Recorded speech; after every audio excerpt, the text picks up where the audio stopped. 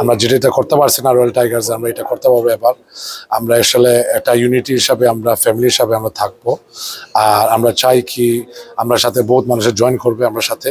আর আমরা যে টিমটা আছে এখন আসলে is full of energy, a lot of enthusiasm, a lot of diversity আছে এখানে।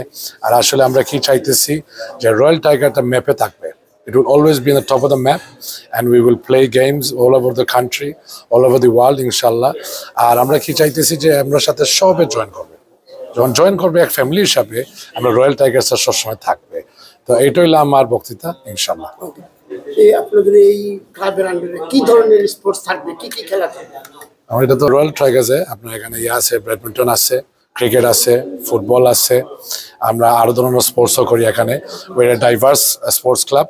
আমরা এখানে সব ধরনের এইজ গ্রুপে আছে। আমরা এখানে we do from youngsters to adults as well. আমরা টুর্নামেন্টও আমরা থাকি, আমরা এখানে অর্জন হই।